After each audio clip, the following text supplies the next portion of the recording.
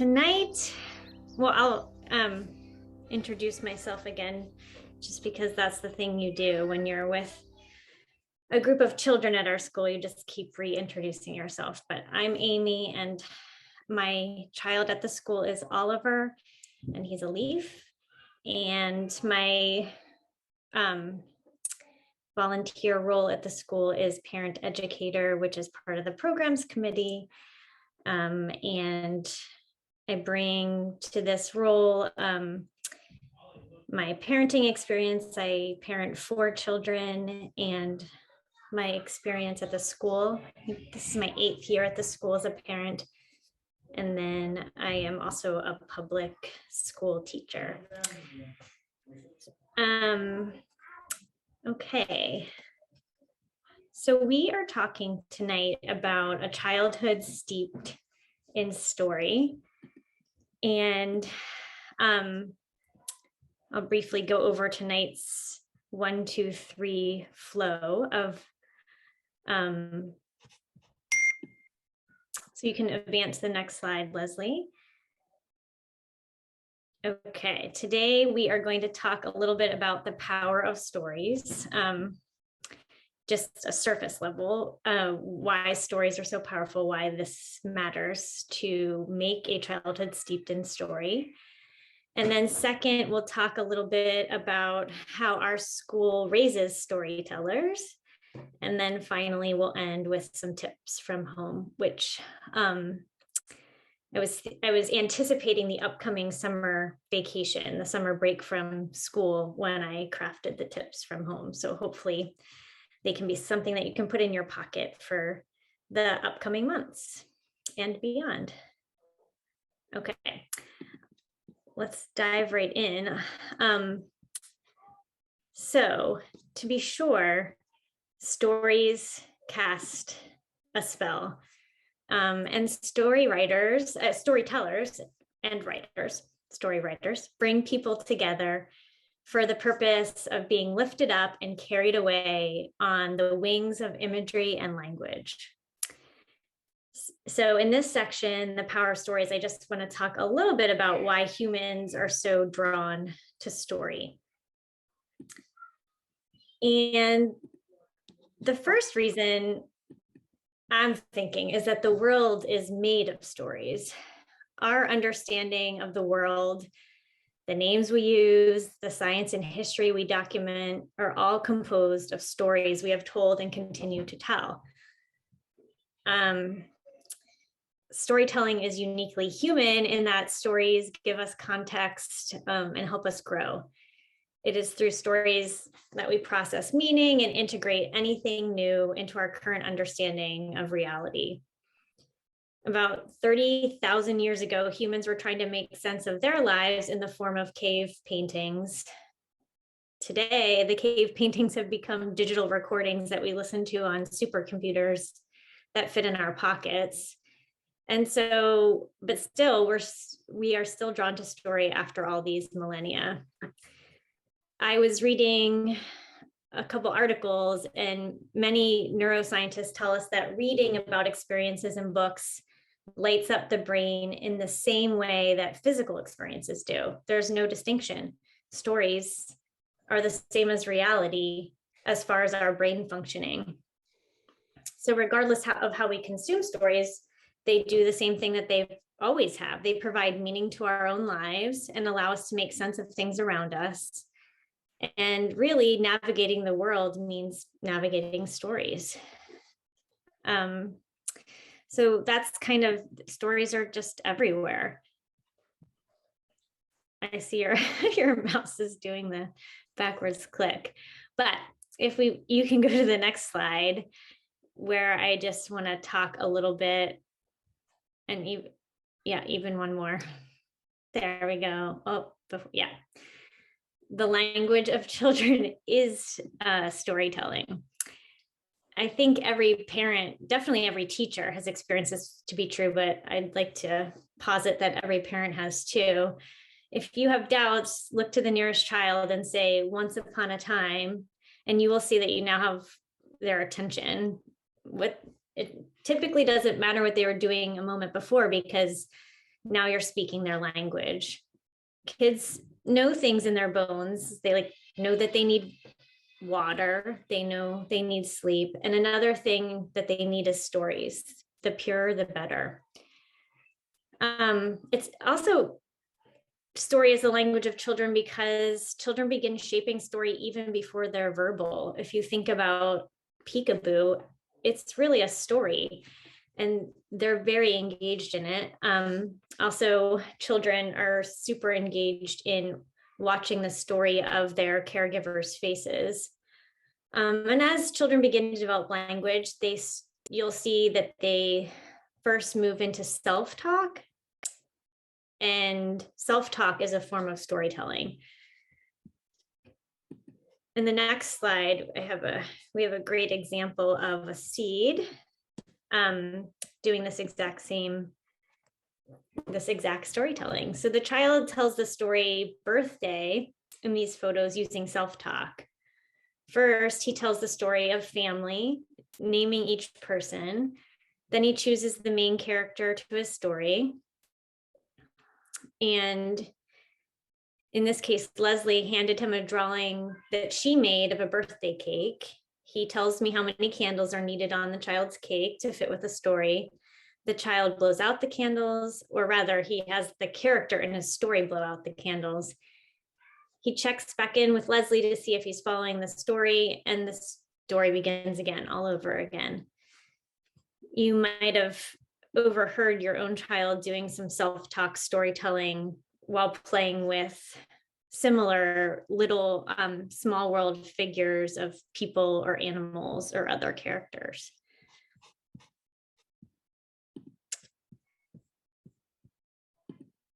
Okay. And then another power of stories is that stories and storytelling deliver calm, steady, empowering energy. There's a regulating and calming effect that storytelling has on the nervous system for both the listener and the teller. And we've probably had, most of us have experienced it, whether hearing stories told live or listening to recorded stories. And I think storytellers, authors, writers are different from other entertainers, and it's their job to disappear and let the story do the work. And I think it's also important to keep in mind that this privilege is not reserved for just professional authors or storytellers, but it's a benefit to anyone who decides to tell a story out loud and to anyone who decides to listen to a story. We slow down, we become present, we allow for pauses, we taste the word of the story, we can imagine details, and we lose ourselves in the story. When the story is over, the listeners and maybe even the teller kind of heave a sigh of satisfaction. We realize we feel better. We feel calm and strangely energized, maybe even have a second wind, but not that tinny caffeinated kind, more like a steady hum that meditation or yoga gives. And the best part is it's completely free. No cost involved to tell stories, read stories, or listen to them. And then another power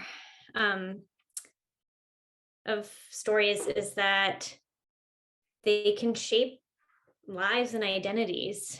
So the roots that the brain uses to think, often called neural pathways, exist. And if the intention is to say, feel happy, there are some options the brain chooses from, like you could go outside and play as an option, or you could use the go for a walk in the woods option, or listen to music option, or eat a cupcake option, and so on. But when you tell a story or read a story, you're offering your listeners engaging images that build another pathway. You're giving them a new way to get to happiness or courage or wherever they want to go. And if your child's afraid of the dark or nervous about the first day of school or is dealing with teasing or the death of a pet, you can give them a pathway to understanding or resolution or peace. Stories, those told or those found in books, give children better, more effective strategies in life. And the stories can change them. They can shape identity and shape personhood. There's probably, I know there's definitely loads more reasons why stories are so powerful. And just for the sake of tonight, that's where I'll end. But we know that stories are so influential, and that's why story is such a defining characteristic of the curriculum of our school. So let's get into the real meat of what we want to talk about, and that is about raising storytellers. So our school raises storytellers, stimulating children's imaginations and narrative sophistication are prominent aims of the early education that the children at our school receive. We all have something inside us that only we can see and hear, that inner conversation, I like to call it, and that can come out in our stories and our play. It can, and it does, for the children at our school. Story is intentionally woven into nearly every pursuit at our school, that it's really challenging for me to tease out every single example of how our teachers guide our children's growth and identity as storytellers. So what follows are many examples of our teachers' purposeful efforts, but certainly not an exhaustive list. So one thing is that a shared history and like a shared context makes for a shared story. The children in our classes gain these opportunities for a classroom story right from the very beginning on the first day of school. Miss Hen, Sloth, Wolf, and the Budgie sisters.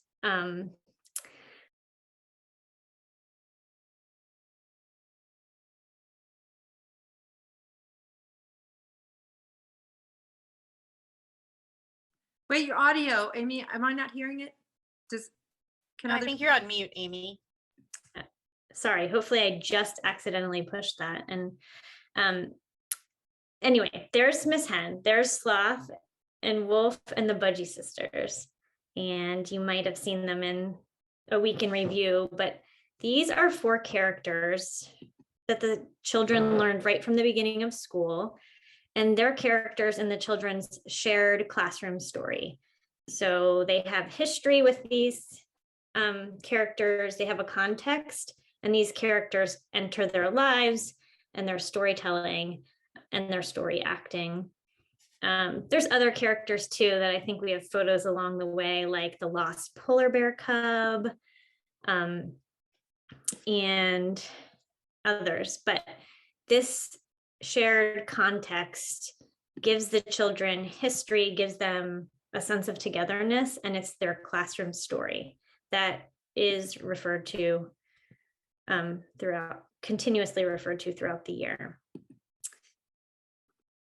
And then our teachers not only read books, but they teach books, and they teach purposely selected books. So great care is taken with picking out each book, and the books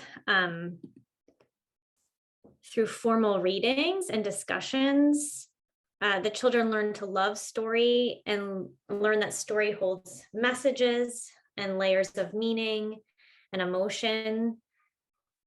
Our teachers teach the books to teach a wholeness of written language, and mostly, throughout the process, they're connecting child to mind and mind to peers and peers to play, interacting with the time and place where they are and where they're sharing.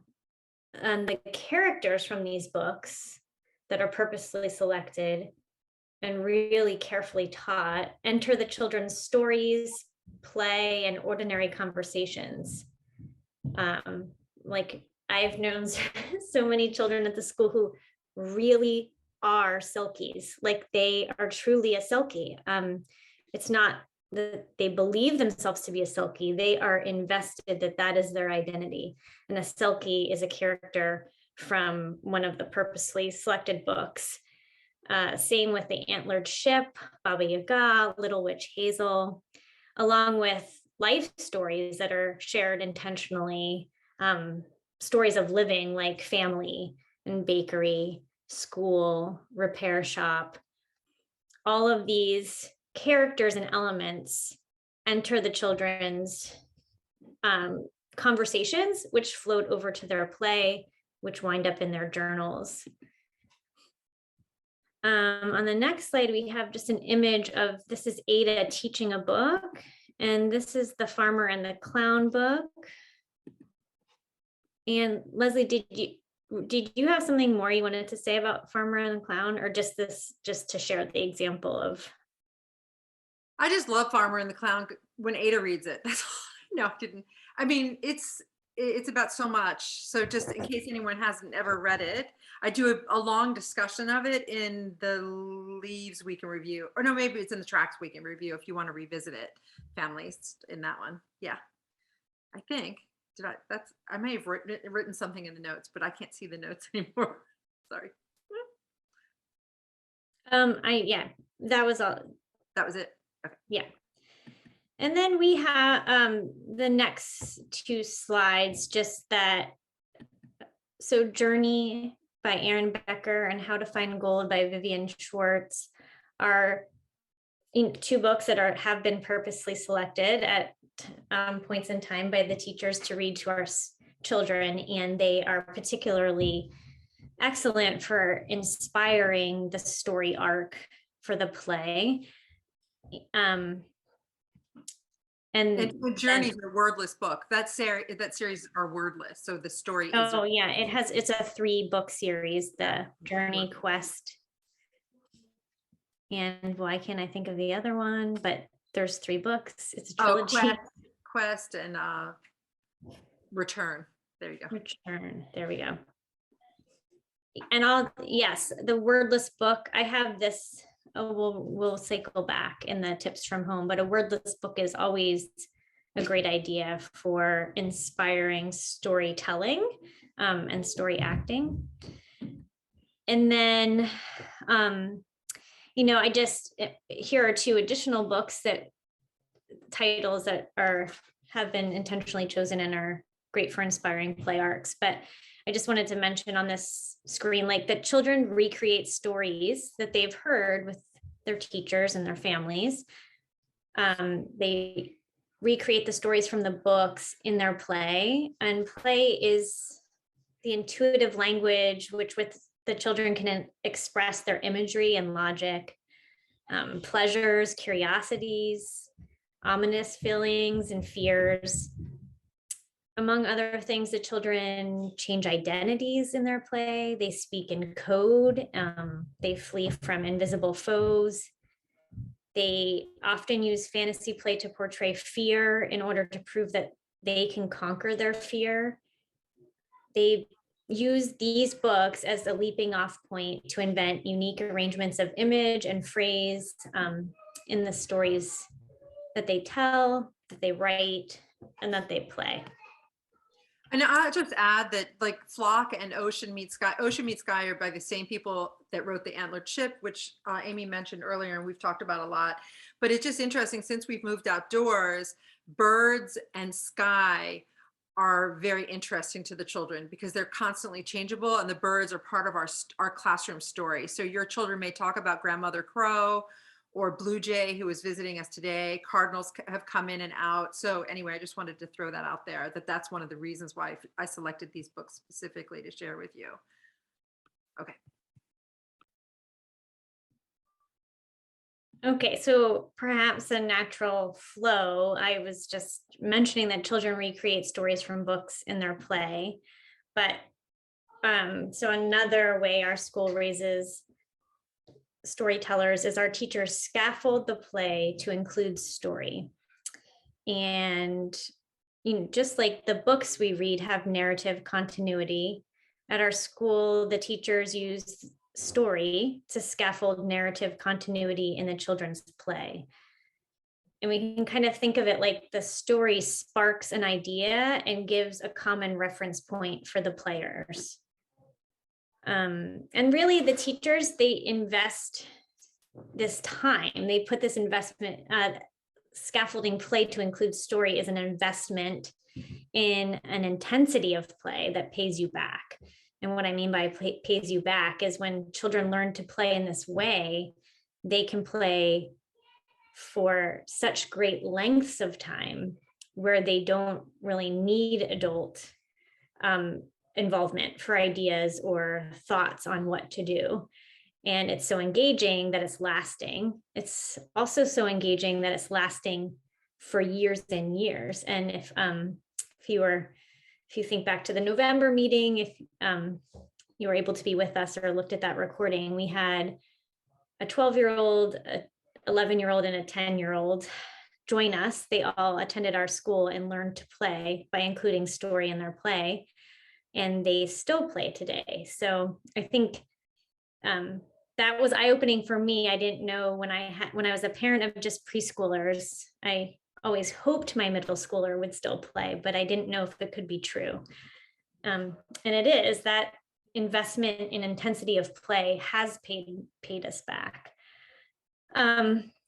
Because children learn to concentrate for a long time on a connected set of images and dramatic events. And just a quick reminder, in order to scaffold play at home, your role is a planter of ideas. And just like our teachers do, you can look to children's books for story ideas. And then your second role is to be an observer. And then just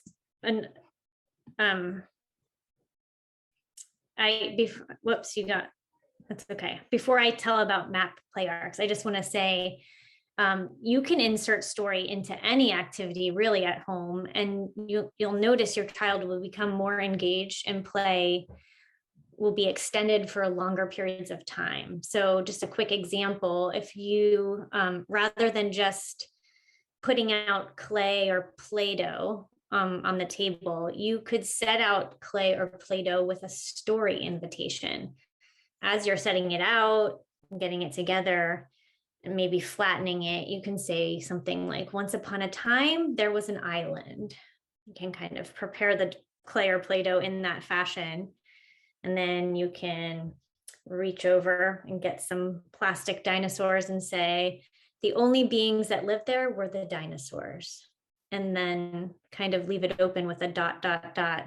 for the story to unfold through the play. Okay, and just this was just along with scaffolding the story to include play, an intentional move that our teachers make, and part of the process of scaffolding play at our school is to have class meetings around the play. And the meetings can happen, well, and actually also, I should say, it can be whole class meetings, but it could be, and it is often at school, meetings with a subset of the classmates who are maybe playing this particular storyline or play arc, as we call it. And the meeting can happen before or after play or both. And one thing the teachers do is use index cards to map out the play's components, like, maybe all of the characters are written on cards using a blue marker, and all of the trouble is written in green marker on cards, and all of the setting type things, like where it takes place, and if it's on a boat or a ship or island, or it happens in the sea and then the island, that might be written on a red marker on cards, and they can sort through those, and they can actually start to build the story to see how the story unfolds and to kind of map out the narrative arc that's happening. The cards actualize the story elements and kind of teach the flow. Oh yeah, there's the cards. Thanks, Leslie. You can see those cards are in categories, and then eventually it's sometimes hard to put your finger right on the exact photo that you have in your mind's eye, but if you can, we couldn't, but if you imagine, then those cards can kind of get lined up, like this is what's happening, and then there's some rising action, and then here's our primary trouble, and then we have some falling action and a resolution, and they actually build that arc so the students and the children can see how the story comes together in their play.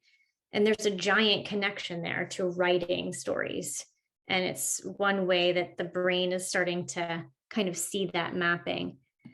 Story webs, like the one we have there, is another tool teachers use to brainstorm story elements that may be included in a storyline of play.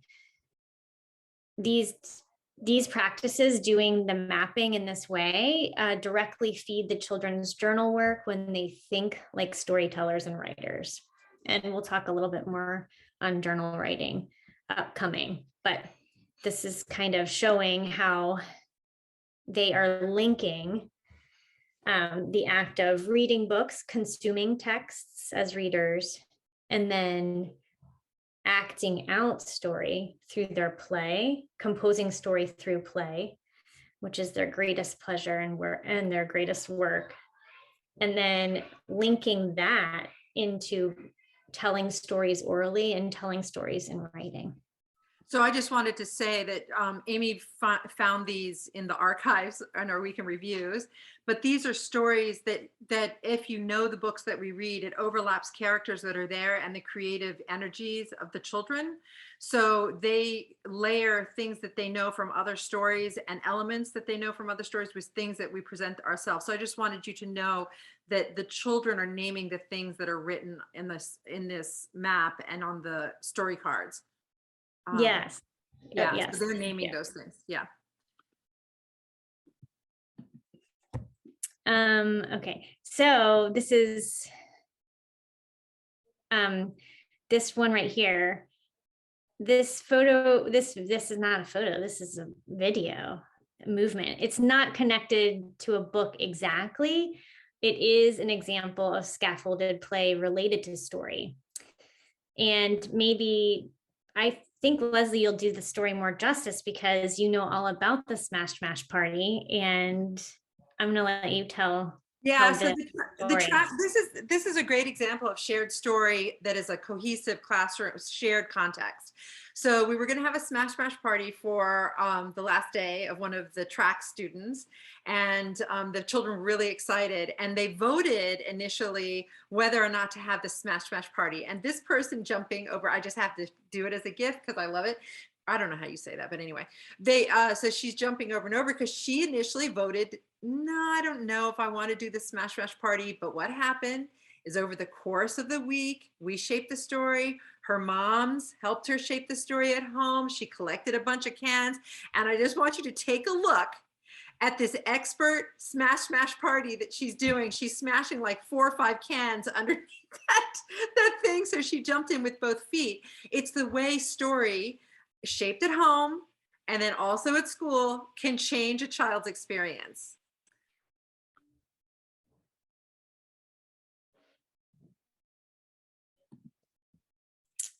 And then we have, so from left to right, we have, and did you this is my first time seeing that photo. Okay, I'll get there in a moment.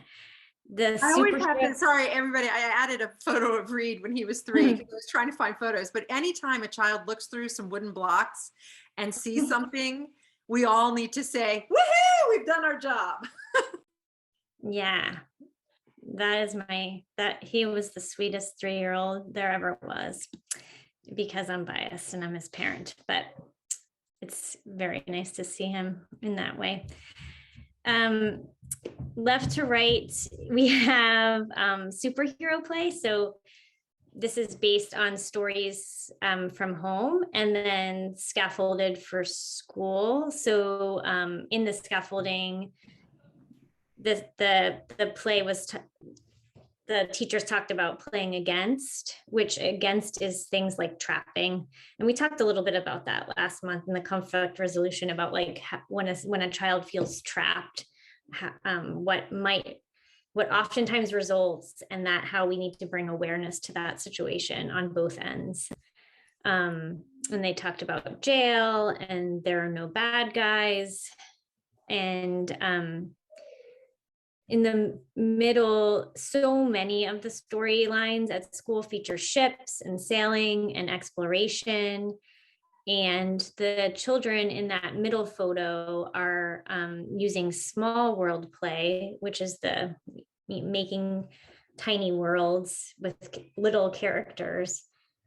And they're mapping stories to doing that work collaboratively. And on the top, on the right side, is creating Mole Town, and Mole Town is a book that was read, so it's a direct acting out of Mole Town.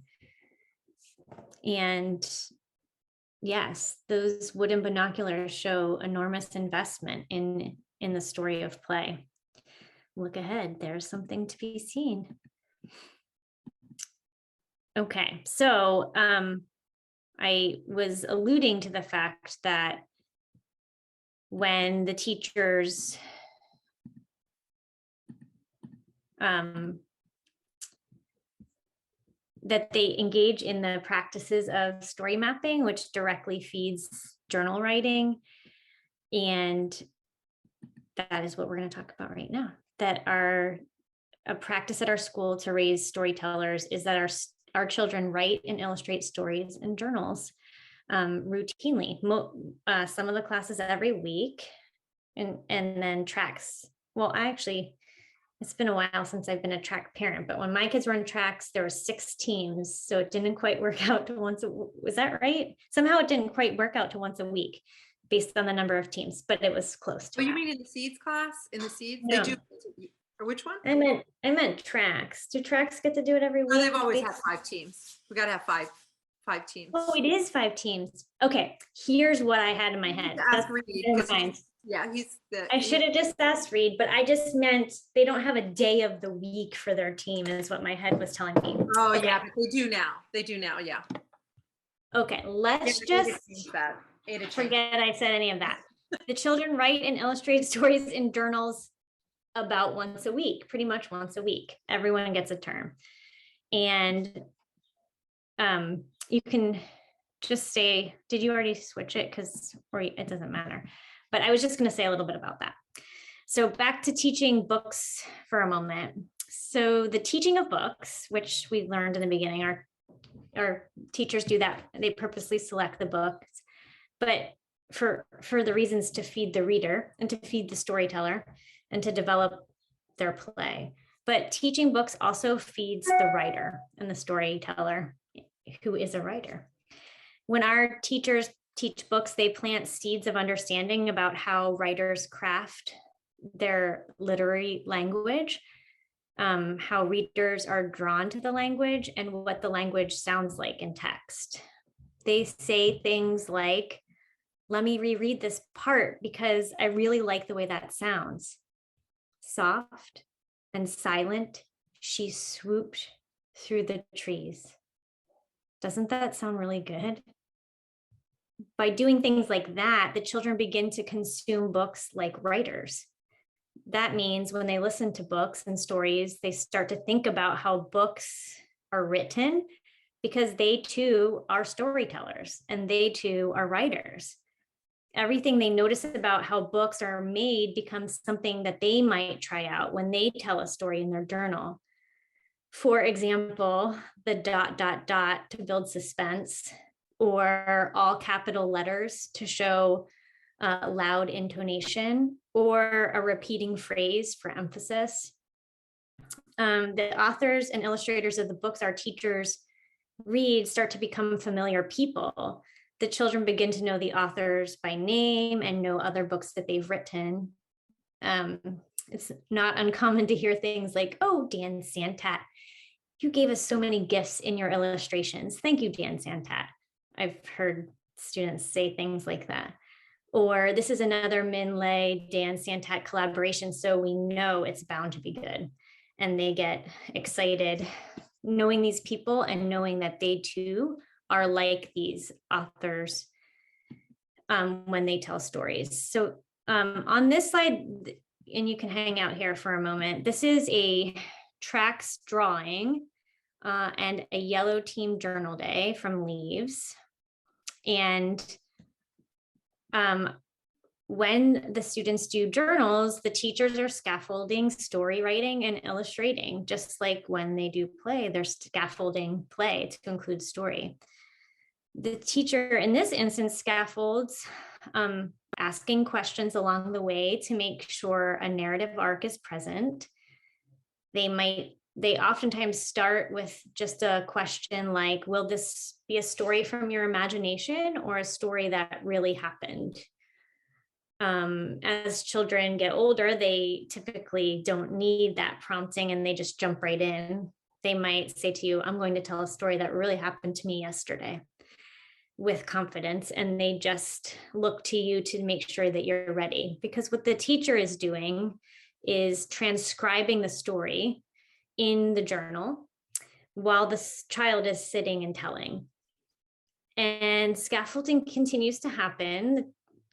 Teachers ask questions like, to probe for more detail, or to probe for understanding, or to probe for a missing story element. What is the time of day? Is this yesterday, today, in the hot, hot summertime? Who is in your story? How are the characters feeling? What will the trouble be? Those are all kind of questions that might be asked. Of course, they're not asked in rapid fire fashion. The child starts to talk. If nothing's happening, they might ask, how would you like your story to begin? Shall I start it once upon a time or a long time ago? That is if it's an imaginative story. And the child talks, and as the child's talking and the teacher's writing, they add questions to kind of guide the progression and development of the story. Along the way, the adult reads back the story so that the child has opportunities to edit.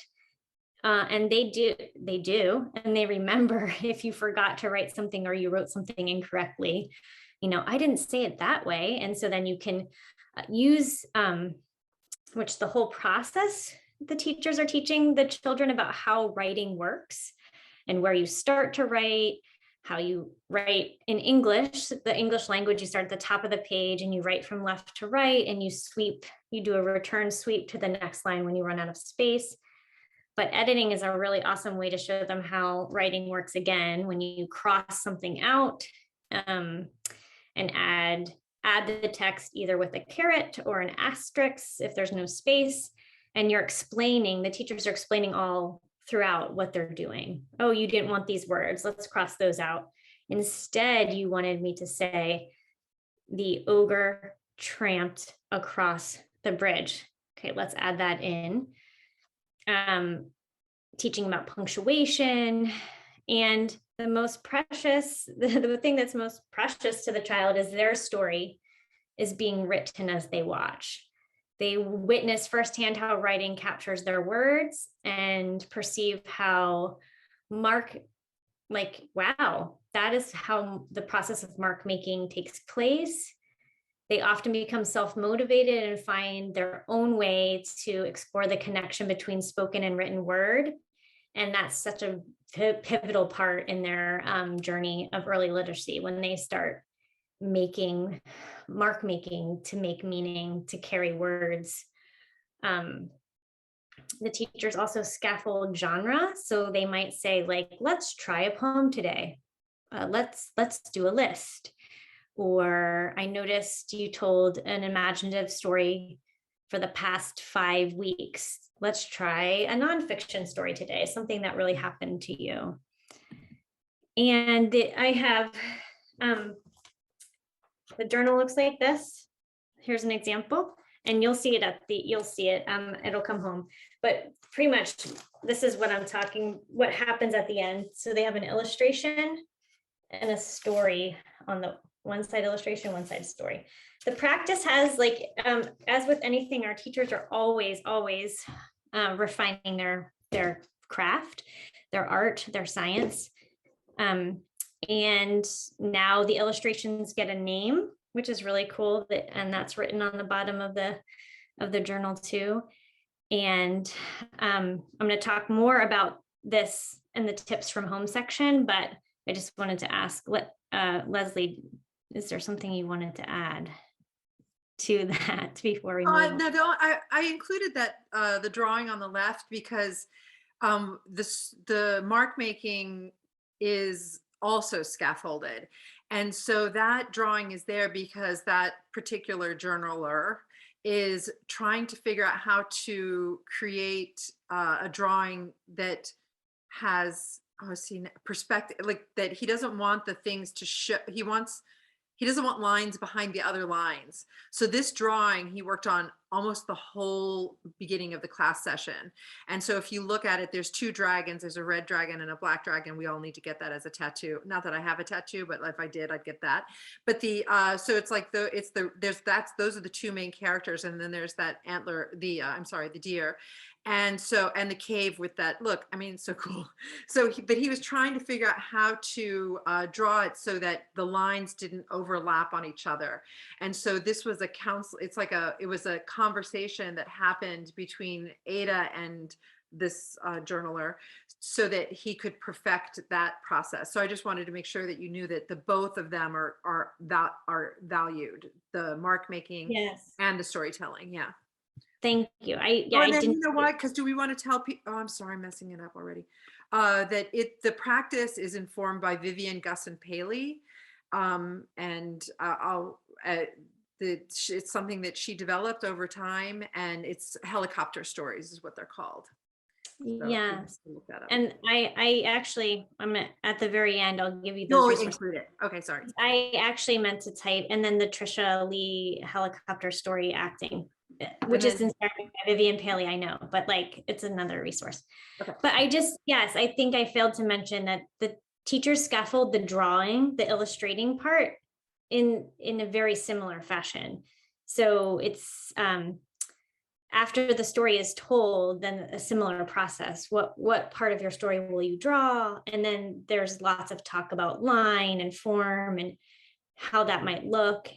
And there's lots of lesson going on and how you can tell the story with your picture too, instead of just making something unrelated and unmeaningful with their picture.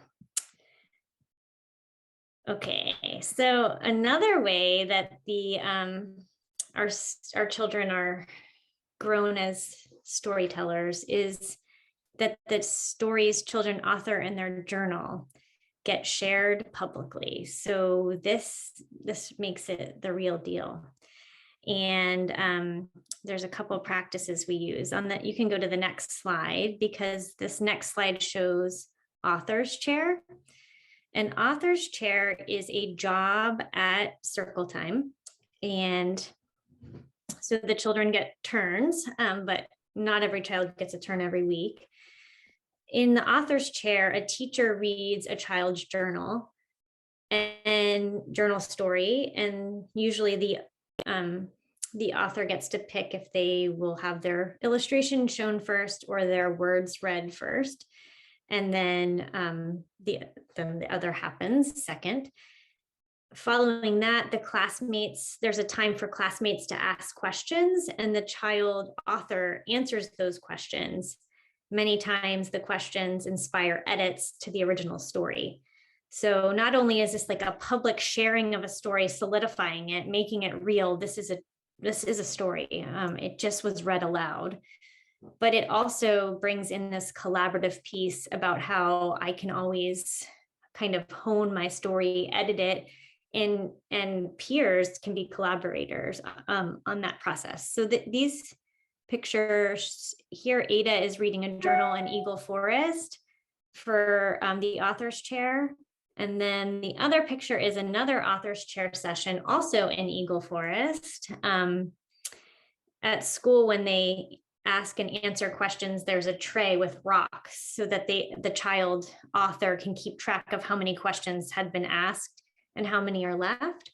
And here the author is using stones found in the woods along with a piece of bark as a stand-in for the stone tray used at school. So author's chair on the go. And then another way that the stories are brought to life, the journal stories are brought to life, is through story acting, which at our school is called journal play. And in journal play, the children have the opportunity to take turns acting out the journal stories written by the children. They play out the story cooperatively with each other. And throughout the process, they are able to demonstrate how they can take account of one of their peers' ideas, and they can allow each other to interpret the stories of the class and work together to breathe new life into them. They comfortably adapt their responses. They take on the roles of listener, storyteller, actor, shifting seamlessly between them as each new story emerges. And you can see this is a session of journal play in the tracks, and the journal entry is included there. And when journal play happens, the teachers record the characters from the story plus the actors assigned. So it's just, that's a great example. When you get your child's journal at the end of the year and you see that is a journal play session. And again, the journal writing and the story acting is all inspired by the legend Vivian Gussin Paley, who is such a gift to the world was such a gift. She sadly passed away in 2019 to the world of early childhood education. But this is a Purple School favorite activity of many children. Oh, and the highlighter, marking out settings, characters, because children play the setting too, right, Leslie? Some people are the woods. We like to put as many people into the play. I mean, we talk them through it. So this person who wrote this journal picked who would play each one of the roles. So I always think it's really interesting when they pick somebody. It's like if the mama's on this call, you'll know that it was very dear that child was picked to play a favorite brother, so his baby brother. So anyway, and then I will check, we can check sometimes. This is the first time they did it, so it was like as time goes on, they were huge fans, let me tell you. So it's like once they do that, they can pick out are there more, and they'll change the way they do things. So this story that you're seeing here on the screen is the lower right hand reenactment. The other two are from two different stories. So, but that lower right, where we've got a forest of trees that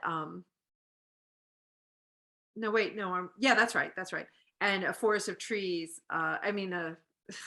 forest of trees that are on the hunt, basically. So, and the monsters on the move.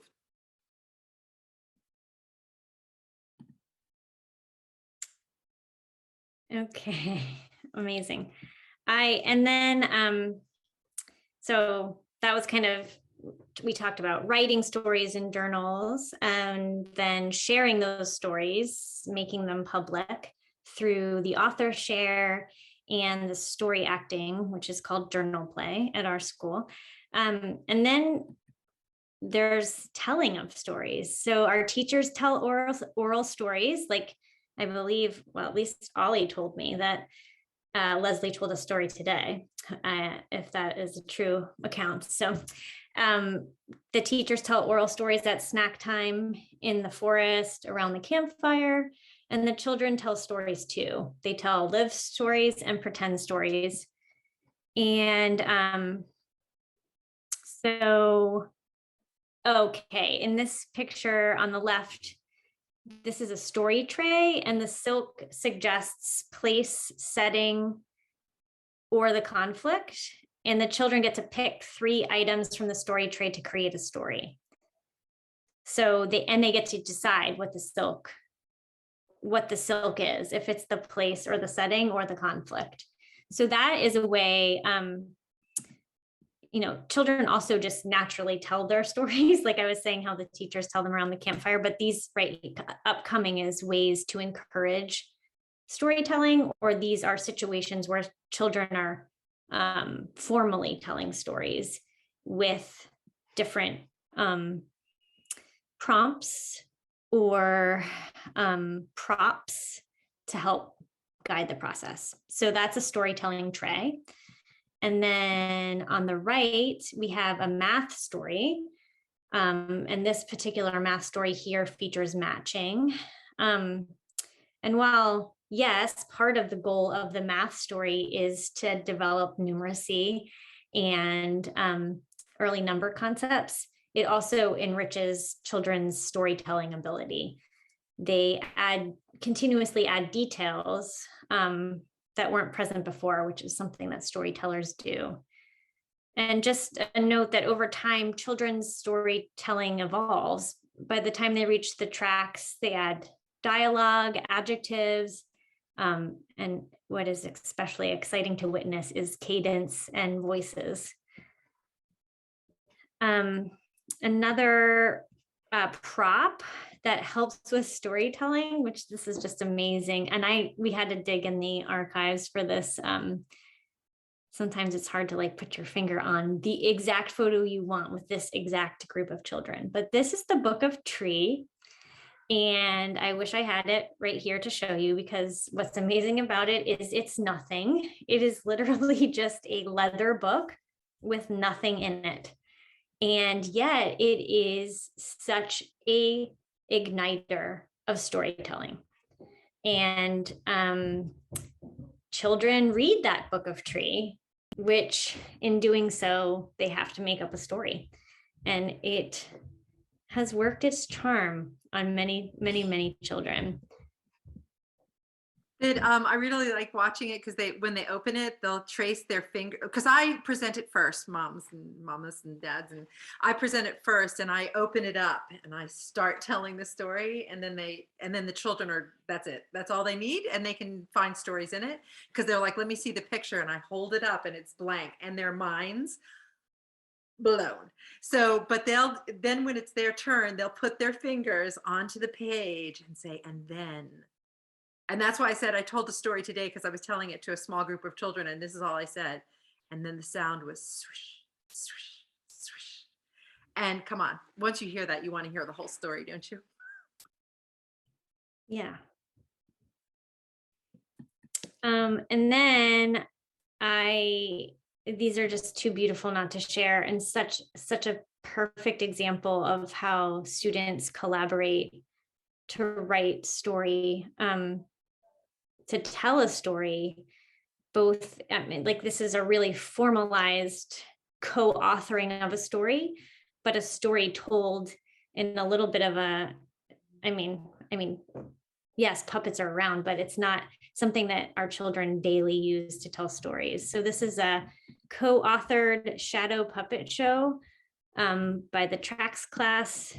And this happened in the days before COVID, when gathering with large groups of people indoors was something we did. And it represents the return of light marked by the winter solstice. So it's a playing with shadow and light and darkness, and a beautiful way to tell stories using puppets as props to help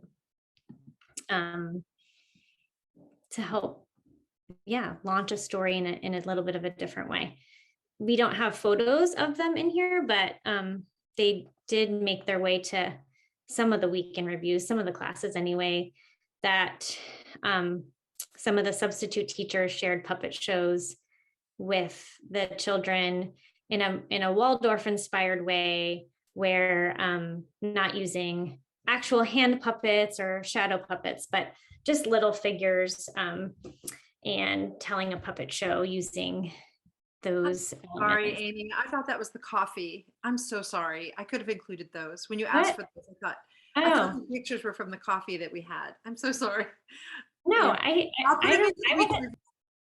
I wasn't saying that because I was feeling any level of disappointment. I was just sharing it's another way to tell a story, is with puppets or props.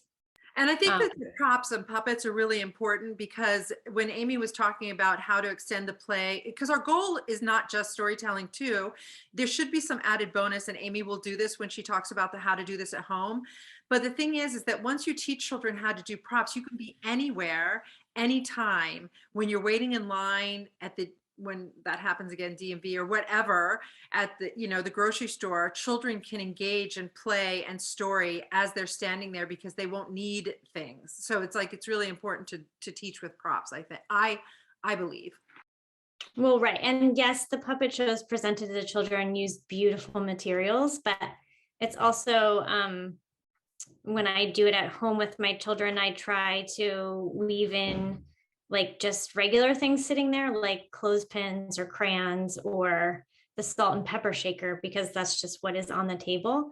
And then that kind of opens up this avenue of it doesn't actually have to look like a fire to be a fire. It can be one if I say it is. And then, oh yes, there's another one of our shared history character in our classroom. And well, I know that this is a character in the Leaves class. I don't know if it's a character in all the classes, but that's the lost polar bear cub all the way on the right. And then just one more note that, and this kind of circles all the way full circle back to the beginning, that the classes have a shared history and they have a shared context. So they have a shared story to tell. They all know what they're talking about with each other. And, if they went up to some other kids at the park and talked about lost polar bear cub, the children wouldn't know it in the same way as these children with their shared history for the story. They're in the know. And then our teachers help our children use art to tell stories. And let me think about that for a second. Oh, I was just going to mention that we have just paintings, collages, sculptures, and other pieces of art created by the children in our school carry story. And a lot of times that story comes from books that are read together, and they carry over to art, but also just remembering how powerful it is to insert the children's journal characters, for instance, into something like when they're playing with clay. If we say, oh, let's make that rainbow fairy world you told about today in your journal, just using the story again as a catalyst here to spark the creation of the art. And Leslie has a lot, she has more to say on this topic.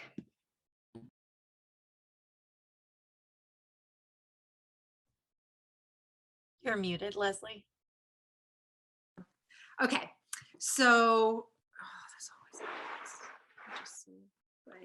okay, so this is my tales from school. So I just wanted to, so I'm going to tell you a lot, and I'll try to not talk really fast, but I do this. So the way we approach easel paintings embodies the look twice. So you'll hear about the look twice from Amy, and from me, it's where we use reflective practice. You heard it, Teresa, talking about it from her tale from school. We're always in a process of reflective practice, including, and we make the children, we include the children in this practice.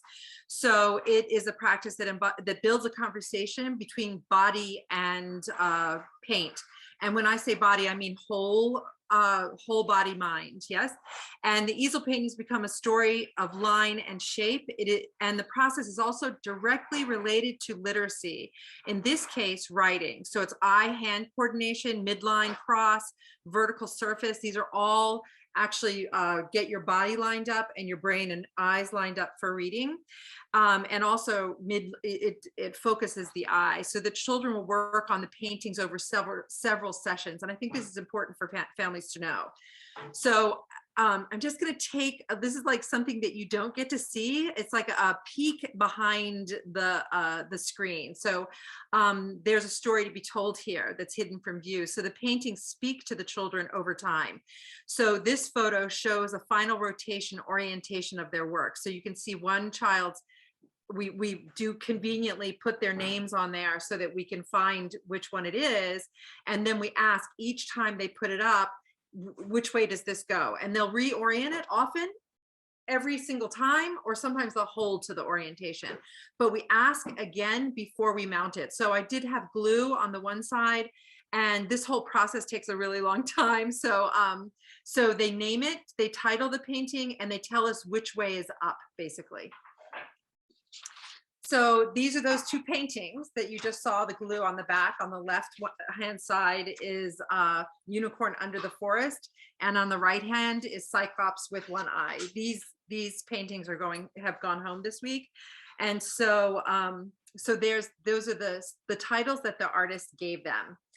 And those are story. You can see that those are like a phrase or a story. So this one, so about the titles, over time, the children will talk about what they're painting. So sometimes they'll hold with what they're painting. And then, but the titles are collected and printed at each painting is mounted on another piece of construction paper. And this whole process takes a lot of time. So the paint shrinks, paint and glue shrinks the paper, and we have to flatten them. And Ada and I love the part where we get to title them. So I'm sharing you this title because it's especially delicious. We Were Me on the Good Day. I mean, come on. I only wish that we could write poetry like that. And it's there, right at the fingertips. So as Amy said, we use books to inspire and inform paintings. The journey here was a special focus for the tracks class. The book is about war and the refugee experience, and we read other things about refuge and refugees. You can like look at the Week in Review to learn more about that. So that particular book is rich in story and symbol. So we were really talking about the symbol in there, and the tracks use this to guide storytelling with paint. And these other books are also, I think they're all like flying eye books, except for the Let's Do Everything and Nothing. But the children, the tracks class are connoisseurs. They gravitate by that age, they gravitate towards image and symbol and use of color and line. So I included these other three because when we read those books, the children said we need to paint those as well. So they talk about color palette, they'll talk about composition. And so using the journey, we actually did a scaffolded guided paint invitation based on that book about symbol and about meaning. So these are some of the paintings that they made. This one, birds, shadows, and hands play special roles in the book.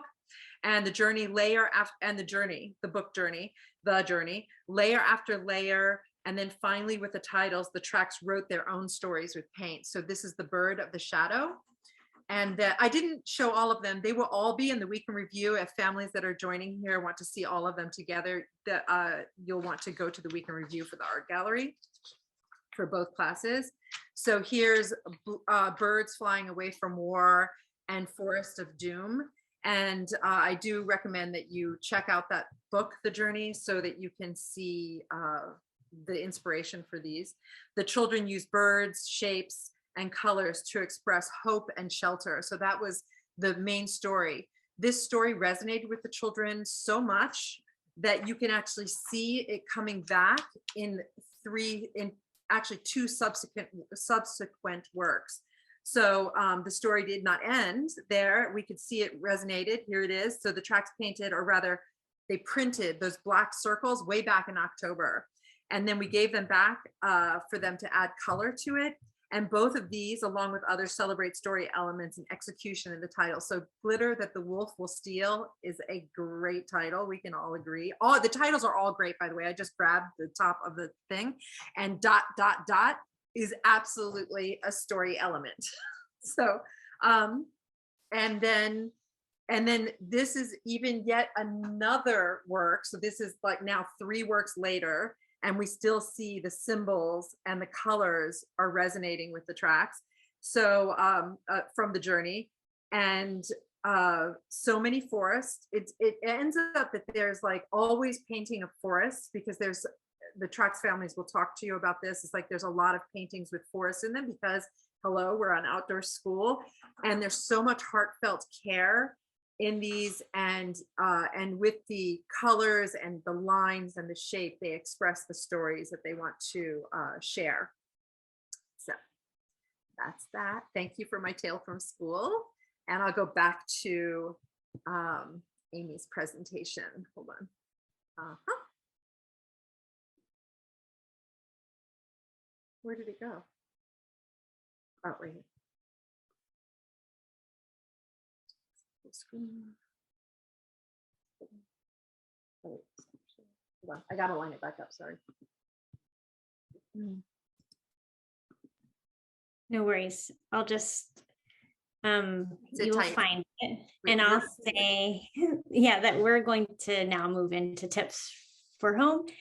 And I was thinking in this section that what's upcoming will be some tips for home to carry over our school's gift of raising storytellers.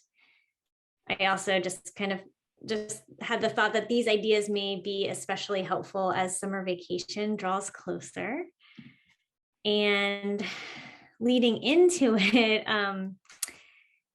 in some families, definitely in my family, summer vacation means more free time from scheduled activities like school, which takes up a lot of our days. And sometimes with more free time comes choruses of "I'm bored." So as a first tip, I'd like to remind us, the parents, the adults, the caregivers, that we should embrace boredom. And being bored is a gift. It costs nothing, and yet is the most valuable treasure you can bestow on children. So just a little bit about the gift of boredom. What is that gift? It's to be with yourself, to be faced with an openness and a blank slate, to make discoveries that typically the noise of everyday busyness might mask. And boredom is a great thing for kids because it requires them to figure out something to do. Some of the best ideas are born from boredom. Creativity thrives after a period of boredom, and our children really do need the opportunity to hear their own thoughts, which can happen in the quiet moments of boredom. But being comfortable with boredom is a practice. And in the beginning, it can hurt a little. And when you're a parent, there's a space where you think you need to just jump in and provide direction and provide ideas.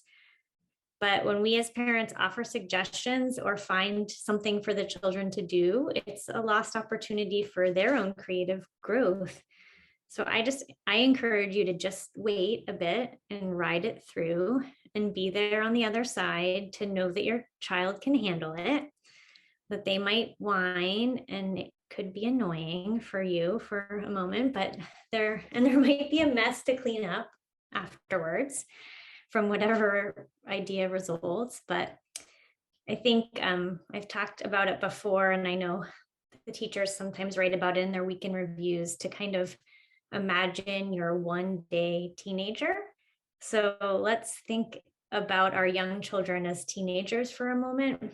And they might have the freedom to roam a bit and could be responsible for occupying themselves for much of the day on a summer day, perhaps. And how do we want our child to feel, our teenage child to feel at the prospect of a wide open day? Do we want them to be anxious or feel the need to fill the hours with instant gratification on a phone or a device? Do you want their developing brain to crave constant external stimulation? Do you want them to feel a sense of panic at the prospect of having nothing to do? Probably no to all of those, right? When kids are comfortable and well practiced at being bored, they are able to look inside themselves for stimulation. They are comfortable thinking, writing, creating, hiking. None of those activities offer instant gratification, but they actually do offer a lot more. And of course, there will be external stimulation and plenty of instant gratification in the lives of our children. It's just the world we live in today. But as their childhood brains develop, it feels really important to me to teach them to be comfortable being bored. They must learn to allow their developing brains to rest and stretch and grow. And one skill that's really great for children to have during their moments of boredom, being able to tell stories, make up stories, and play stories. I learned eventually, it is uncomfortable when your children say they're bored, but when my children tell me that now, not that this is what you have to say, but this is what I say, I just say, oh my goodness, I'm so excited for you. I can't wait to see what you do next. And that's the end of it. So because story is a really great skill to have in your moments of boredom or your downtime or whatever, I just wanted to share a couple ideas with, what you can do at home if you'd like to try continuing some of the things that our teachers do at school. So journaling at home, you could try continuing the school's journaling practice at home to help build story and storytelling capacity. Like I said, the children will bring home their journals on the last day of school, and there's so many blank pages at the back because composition notebooks have 100 sheets in them. Well, 100 sheets folded is actually what I believe, or maybe not, doesn't really matter. It's a lot of paper. And you can just pick up right where your child left off. You could read the journals, that they wrote out loud together. And then you could just start writing one. That's what I did in each of the end of my kids' ones. So it's kind of fun to see their ones from May and then go and see, oh, that's an entry from July and how things changed. You could try starting with the prompts like I was saying earlier. Would you like to tell a story from your imagination, or would you rather tell a true story, something that really happened? How will your story begin, or who will be in your story? And then you can write your child's words in their journal and then kind of talk through an illustration together. But it's something you could try to help continue to build their capacity to be a storyteller in this way. Okay, you can go to the next slide. Another idea to help develop storytellers is to make picture books, which sounds kind of what? My child can't write, but preschool age children have the capacity to thoughtfully compose books. And I'm suggesting making picture books, since bookmaking has a project-like nature.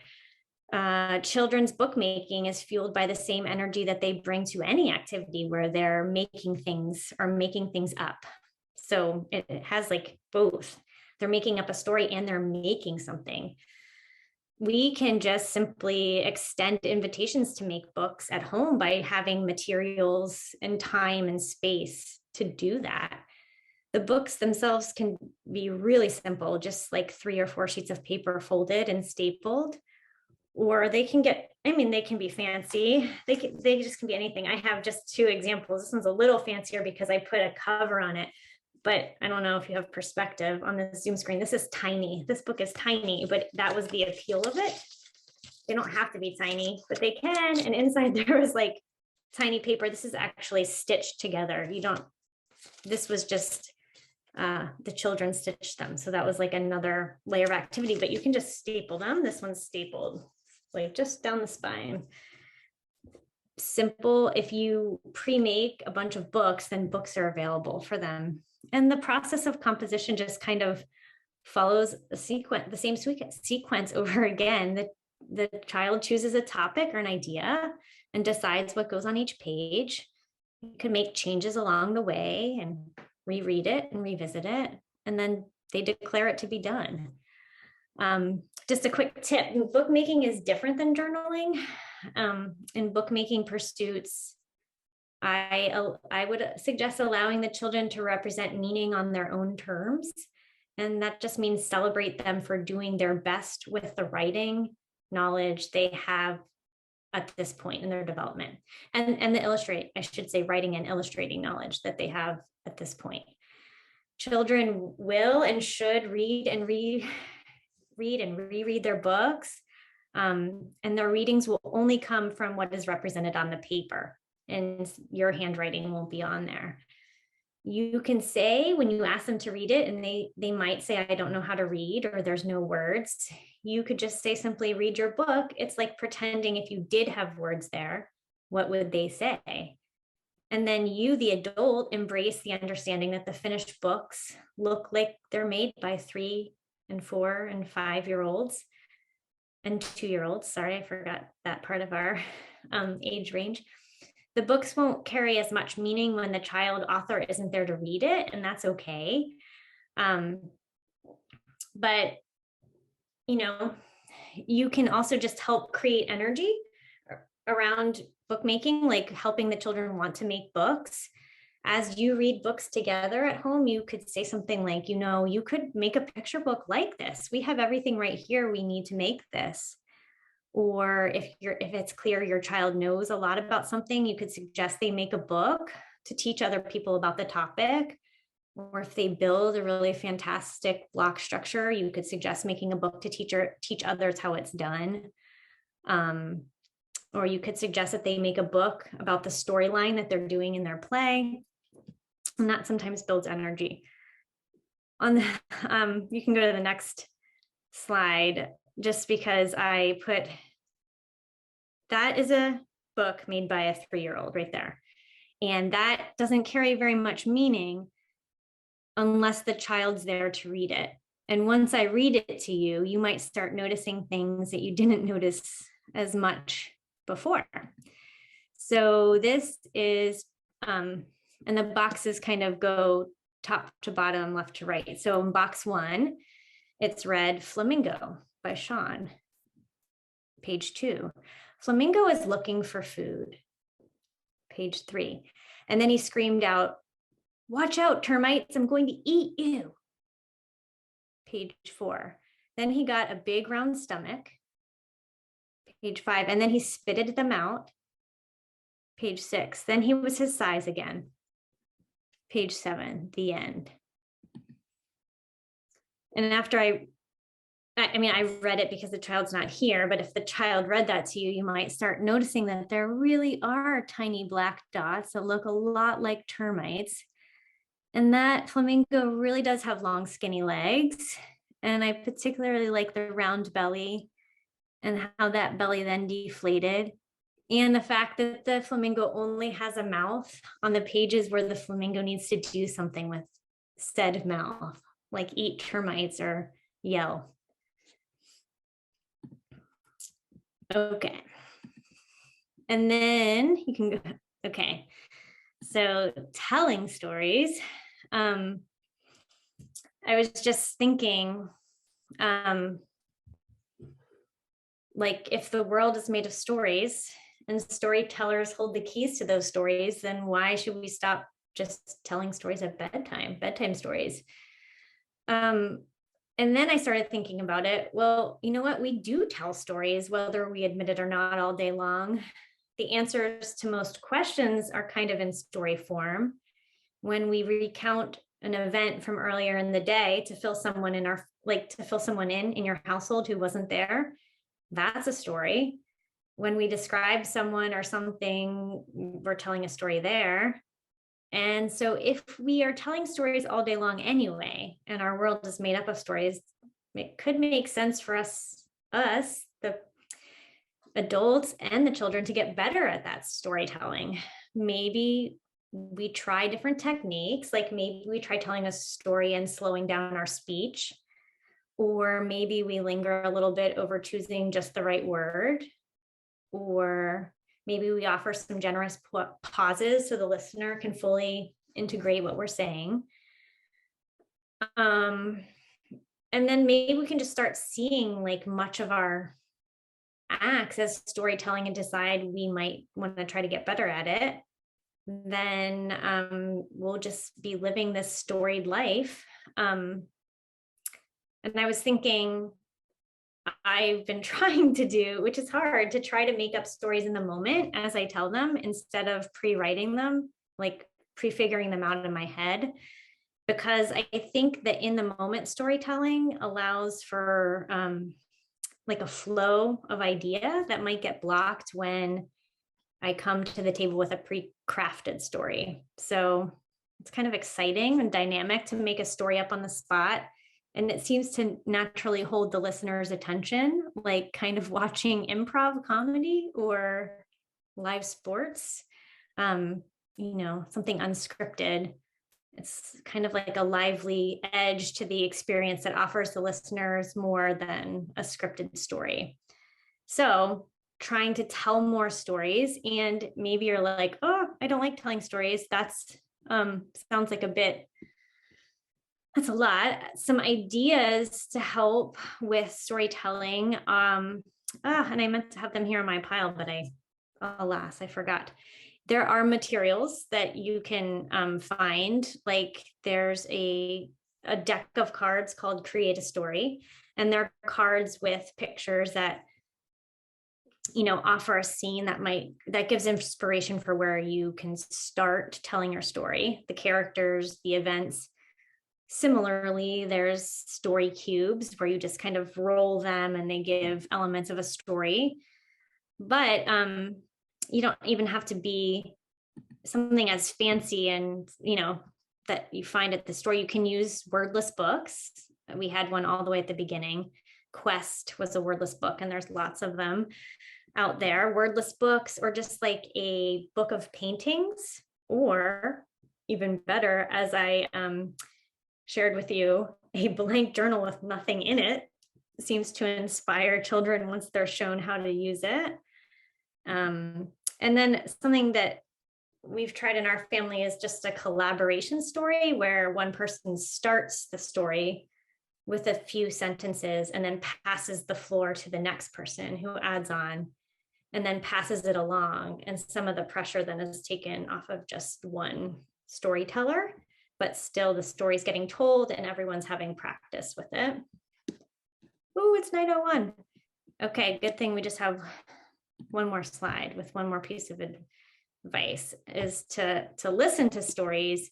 And when I say listen to stories, I'm not necessarily talking about well-produced, musically augmented, dynamic and fast-paced recordings of famous people telling classic tales, which I've watched my fair share of those on YouTube too. But that breed of storytelling is definitely entertaining and dazzling, especially for adults. But kids actually prefer the stripped down, simple, slow kind of storytelling. One voice, speaking with intention, painting a clear picture, and gently leading you through a landscape that is mesmerizing and satisfying in a way that TV could never touch. When that kind of story is over, kids sigh with genuine contentment and authentic satisfaction. They are often quiet for a while afterward. They might look out the window or stare at a campfire, or the fire in your fireplace or whatever, fully digesting a gently told story.